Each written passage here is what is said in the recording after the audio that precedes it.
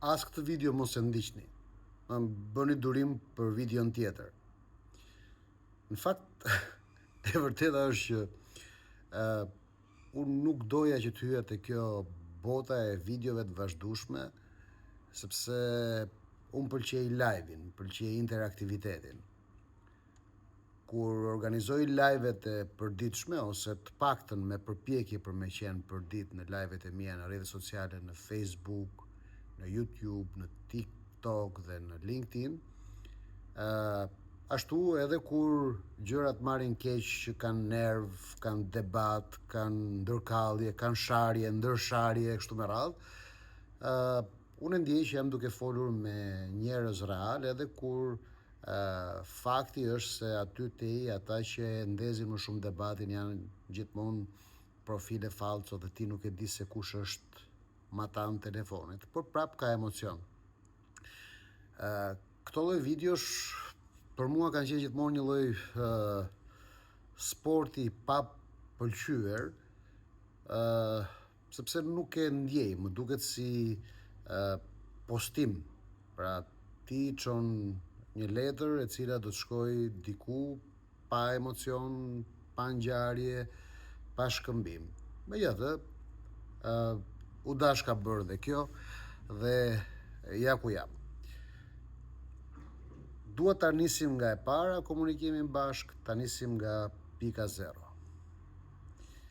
Jam duke u përpjekur këto ditë që po bëj këto regjistrime që ta ndërtoj komunikimin me ata njerëz që kanë dëshirë. Ju lutem, askush nuk është i detyruar të ndjek postimet e mia, as të shkruara në Facebook apo rrjetet tjera që janë me të shkruar, as video dhe as live. Ju lutem, askush nuk është detyruar. Kush e ka bezdi, kush mërzitet, kush shqetësohet, kush nervozohet, kush ka neveri, ku di unë çfarë, mlev, zemrat, ju lutem mos i ndiqni. Keni një buton të artë që quhet blok dhe delete dhe mos më ndiqni. Pra ata që kanë dëshirë të ndjekin postimet e mia, të lexojnë çfarë unë shkruaj në Facebook, sidomos në faqen time Arjan Galdini, apo në faqen ton www.rinisje.com, dhe të gjithë ju që keni dëshirë të dëgjoni edhe videot që unë po filloj të postoj dal nga dal, edhe live-et që ne organizojmë me përpjekje për me qenë çdo mbrëmje, do t'ju them se kam vënë re që fakti që në rrjetet sociale komunikimi është i copëzuar me grupe, dhe jo vetëm që është i copëzuar me grupe, por është i copëzuar edhe në kohë, sepse jo të njëjtët njerëz kanë të njëjtën ndjekshmëri në vijim dhe vazhdueshmëri të përhershme për me e kuptuar që njeriu që flet, për shembull që po flas sot këtu, nuk lind në këtë momentin që po flas sot këtu. Pra, kjo që unë po them sot është thjesht mesazh i këtij momenti, i këtij çasti. Pra nuk është lindja ime, nuk është as vdekja ime, nuk është as fillimi im dhe as fundi im, nuk është as përkufizimi im dhe as e gjitha ime. Pra nuk është as e gjithë ideja ime politike, as e gjithë mendimi im politik, as e gjithë ideja ime njerëzore, as e gjithë mendimi im njerëzor, as e gjithë ideja ime filozofike, antropologjike, sociologjike apo kulturore e kështu me radhë. Jo, është ky mesazh dhe pik. Kaq. Pra çdo mesazh që ju ndiqni, çdo mesazh që ju dëgjoni, çdo mesazh që ju lexoni, ju lutem të dashur shqiptar të mirë, ju lutem, përdorni pak imagjinatën. Mos e konsideroni se nëpërmjet këtij mesazhi apo të cilit do mesazhi që ju e takoni për herë të parë apo e takoni një herë në shënlesh, mund të nxjerrni konkluzione se çfarë ka dashur me thënë autori. Jo, një mesazh nuk është autori. Autori nuk përkufizohet dot me një mesazh. Sepse një mesazh, një postim mund të jetë tallje, mund të jetë shaka, mund të jetë ironi, mund të jetë sarkazëm, mund të jetë mesazh strategjik që nënkupton diçka tjetër. Pra mund të jetë mesazh taktik që synon të flas me disa burime. Pra mund të jenë të gjitha gjërat së bashku. Por ajo që është e sigurt është që për me e kuptu një mesazh, ti do të kesh një vijueshmëri. Pra për me fol me dikë, për me komentu mbi dikë, duhet kesh një vijueshmëri që ti e di çfarë thot dhe çfarë mendon ky njeriu. Dhe e di pse e them këtë gjë, sepse un kam një problem shumë të madh që e vuaj fort, për të thënë vërtetën, sepse nuk jam i famshëm. Un nuk jam i famshëm. Un nuk jam në media. Un nuk jam në asnjë emision televiziv. Jam i ndaluar, i penguar, i censuruar, i mohuar dhe i dënuar me harres nga mediat. Dhe jam i vetmi njeri që përpiqet të komunikoj publikisht, që ka një barierë fatale të pakalueshme, me mos përmendje dhe me mohim total nga të gjitha mediat. Gjë që sjell se njerëzit e kanë të vështirë ta dinë kush është realisht ajo që unë mendoj, kush janë realisht mendimet e mia, gjërat që unë bëj, gjërat që unë kam realizuar.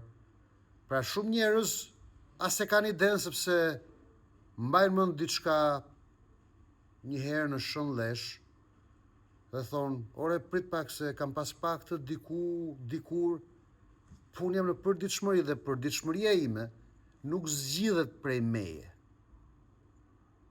Pra, nëse unë do doja të komunikoja me ju çdo ditë në media, do duhet isha unë pronari i mediave, ose do duhet të kisha shitur shpirtin për me qenë i qasur apo i pranuar nga pronarët e mediave dhe nga oligarkia që i shërben regjimit Rama Berisha.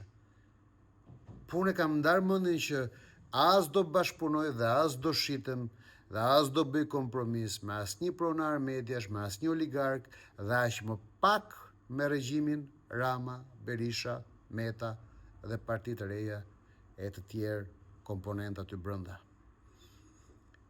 Preferoj shtegun tim të vetmisë.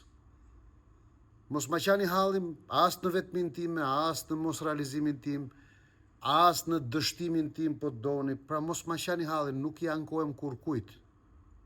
Jam krejtësisht i lumtur, i bekuar në jetën që bëj, me jetën që bëj, me njerëzit që kam pranë dhe me çdo gjë që unë arri të ndërtoj me mundin dhe me djersën time, po doni edhe me vetmin time.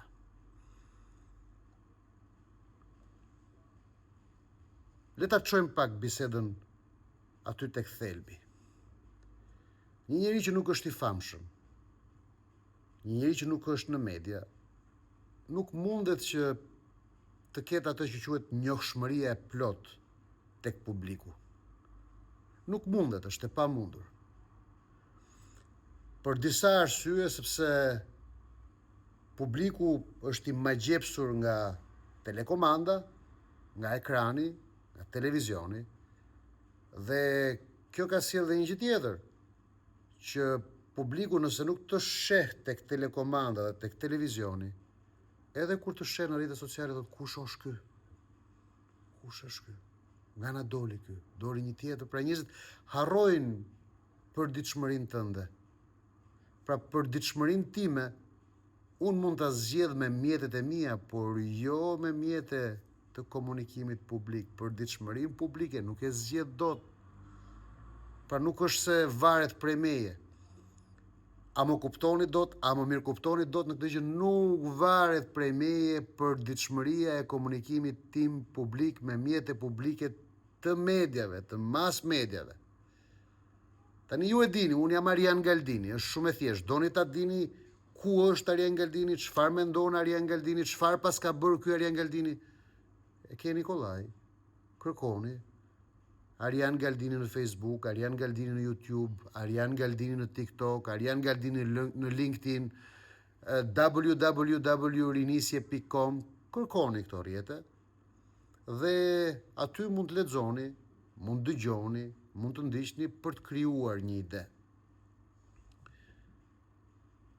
Sepse shoh që sa herë në një video që unë publikoj merr një përmas më të madhe dhe shkon pak më tej se sa duhet në shikueshmëri, pra kur del për tej asaj që shikueshmëria besnike, pra që më njohin ata 10 veta që më njohin mua. Se ka që kam unë miqësinë, ka që kam unë shoqërinë, ka që kam unë ndjekshmërinë, mos keni merak. Nuk kam nevojë as për audiencë, as për famë, as për vëmendje, mos keni merak fare. Jam shumë i kënaqur me ata 5 apo 10 veta, nëse bëhen 10, po 5 është e sigurt që më ndjekin me kënaqësi. Por kur postimet e mia apo videot e mia kanë qasje dhe shkojnë dhe mbrin në syt dhe duart dhe veshët e më tej se 5 veta, atëherë lexoj komente të çakërdisura. Pra lexoj njerëz që as më kanë dëgjuar kur, ose më kanë dëgjuar shkarazi ose përciptazi. As më kanë njohur kur, ose më kanë njohur shkarazi ose përciptazi. Por mua, personalisht, nuk më njohin fare. Dhe e dini ku është paradoksi dhe ironia, është që çdo mesazh që unë jap, pikërisht sepse unë nuk jam as tek mesazhi bazë i PS-s, as tek mesazhi bazë i PD-s, as tek mesazhi bazë i partive të reja, as tek mesazhi bazë i kujdo tjetër, i çdo pale tjetër, pra jam në shtegun tim të vetmis, njerëzit kur e shohin që unë nuk jam tek gardhi i tyre, automatikisht më konsiderojnë që jam tek gardhi tjetër. Dhe në të njëjtat postime, po t'i shikoni, ka një harmoni të çuditshme. Socialistët më konsiderojnë klysh të Sali Berishës dhe pastaj bëjnë atë që quhet kaskada, katarakti i sharjeve Kamasutra për mua dhe për familjen time dhe për njerëzit e shtëpisë time. Për ata të PD-s, unë jam i shitur tek Rama, tek Sorosi, klyshi Sorosit, qeni Sorosit, klyshi Ramës, qeni Ramës. E them me vete, ore, këta njerëz nuk më njohin, se s'ka mundësi. Nuk më njohin.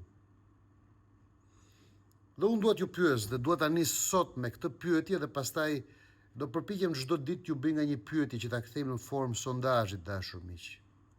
Ju lutem. Në momentin që shikoni këtë fytyrë, dëgjoni këtë zë dhe dëgjoni këtë emër, Arjan Galdini. Ore, a dini gjë ju në këto 36 vite, nga viti 1990 dhe deri sot që po flasim, ju lutem, e kam si sondazh dhe dua të komentoni dhe të më përgjigjeni. Ju lutem, e kam si sondazh dhe dua të më komentoni dhe të më përgjigjeni.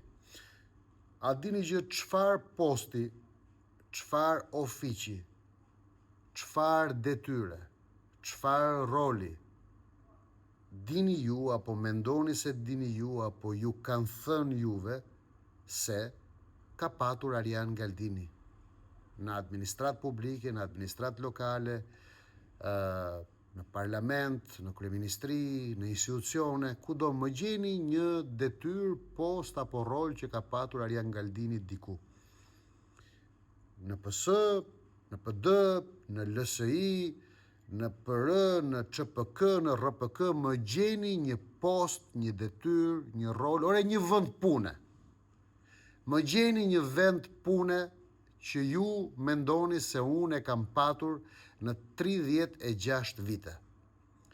Dhe këtë pyetje madje u bëj edhe më të fortë antarëve të Partisë Demokratike dhe demokratëve, sepse vërej që shpesh herë më thonë mua mos mirënjohës, mos mirënjohës, mos mirënjohës, mos mirënjohës, më flasim për mos mirënjohje.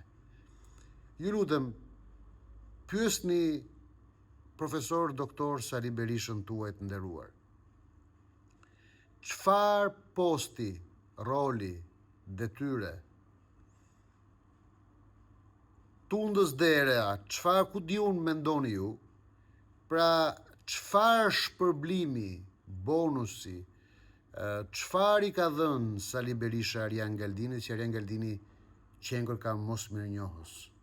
Çfarë i ka marrë Arjan Galdini partisë tuaj demokratike? Pra çfarë përfitimi, çfarë i ka dhënë Arjan Galdinit partia juaj demokratike që Arjan Galdini që nga mos mirënjohës? Ju lutem, pyesni tek partia, pyesni Sali Berishën, pyesni drejtuesit e Partisë Demokratike dhe hajdeni më thoni dhe komentoni, ju lutem, dua ta di kush ka qenë detyra, posti, ofiqi që unë kam patur në 36 vite, në PS-a, në PD-a, në PLSI-a, në administrata, në shteta, më gjeni një vend pune edhe tundës dere. E di që shumë nga komentuesit militant të gjitha krave do thonë e kush ta var ty, e kush të pyet ty, e kush ta shtu ty, e merra. Okej, e di këtë gjë. Por pikërisht sepse s'ma var as kush nga ata. Ta zëm se nuk ma var as kush nga ata. A nuk ju thot kjo që me që ata s'ma kanë varur, unë s'pas kam pas gjëndor, e nëse s'kam pas gjëndor, ore, a ju kam bërë në e të keqe? Se edhe me atë mënyrën tuaj të menduarit ligësisht, që kush ta varë ty, kush ta ashtu ty, e kështu me radhë. Okej, po e marrin fakt të kryer dhe po e zbresim bisedën në këtë lloj niveli dhe në këtë lloj tabani. A mund ma thoni ju lutem, nëse s'ma kanë varur dhe s'kam pas gjëndor, ore, qarë të keqe i kanë bërë Shqipërisë dhe shqiptarëve, çfarë dëmi i kanë bërë që të tunden të gjitha ushtritë e militantëve të PS-s dhe të PD-s që të mëshajnë pragun e shtëpisë çdo ditë. Nëse një video ime, nëse një postim im kalon 5 veta e sipër, nga i 6 e lartë, vetëm sharje dhe mallkimër, çfarë keni me mua më? Kur çaj u shqetëson më, sepse unë tek e fundit me 5 veta du me fol. Këtë s'ma ndaloni dot. Në rrjetet e mia sociale kam qejf të flas me 5 veta. Dhe kam qejf të flas ato që mendoj unë si mendoj unë, nuk ju marr leje juve. Nuk u marr leje as Berishës, as Ramës, as Metës, as partive të reja, as pronarëve të mediave dhe as oligarëve. Nuk i marr leje njeriu për me fol me ata 5 veta që kanë dëshirë me më ndjek mua, me më dëgju mua, me komuniku me mua. Më thoni dëmin që i kam bërë unë Shqipërisë. Më thoni më dëmin, çfarë dëmi i bëj unë Shqipërisë, pse du me fol me 5 veta në rrjetet e mia sociale, çfarë dëmi? A nuk mendoni se urrejtja dhe mlefi duhet të adresohen tek ata që ju kanë qeverisur? A nuk mendoni se urrejtja dhe mlefi duhet të adresohen tek ata që e kanë bërë Shqipërinë një vend të 840.000 pensionistëve dhe po e çojnë në kapitullim demografik? 840.000 pensionistë sot në Shqipëri, 200.000 njerëz me asistencë sociale dhe 2.2 milion shqiptarë të mbetur në Shqipëri. Shkollat po rënohen, po zbrazen, shkolla që dikur kanë patur nga 1.800 nxënës, sot kanë nga 700 nxënës, fshatrat tëra të zbrazura, mosha mesatare në qytete po shkon 50 vjeç e sipër. Unë i kam fajet, prona po ju vidhet, shtëpit po ju prishen, legalizimet po ju atreqin zvarr dhe s'po ju ajapin, po ju tallin në për kadastra, në për bashkira, në për ujësjellës, në për OSHE, në për OST-ra, e në çdo institucion ku keni nevojë, dhe prap unë ju pas kam fajin, me mua do e shprazni inatin dhe zemratën tuaj? Edhe një gjë tjetër, që është e fundit kjo. Mund të ketë shumë njerëz që mund më keni natë kur unë flas me emra në postimet e mia. Por ju a kam thënë, unë flas me emër dhe me mbiemër dhe me fytyrën time. Nuk ka pse të bëheni ju qytetarët, qofshi dhe antar partish, qofshi dhe militant, mbrojtës të emrave që përmend unë. Unë jam Arjan Galdini dhe mirëpres që çdo emër që unë përmend të më përgjigjet mua personalisht. Nuk ka nevojë të mbroni ju, askush nuk ka nevojë për avokati masive. Nuk ekziston avokatia masive. Unë kur përmend një emër, mbaj përgjegjësi. le të më bëjnë ata emra që unë përmend të mbaj përgjegjësi. S'keni pse me i mbrojt ju, s'keni pse me u dal ju për Zot, se ata janë aq të fort, aq të mëdhenj, aq gjigant, se janë udhëheqësa dhe mund të zgjidhin ata çdo gjë duke ja dalë mban ata të më përballin në mundshin. Kaq. Faleminderit.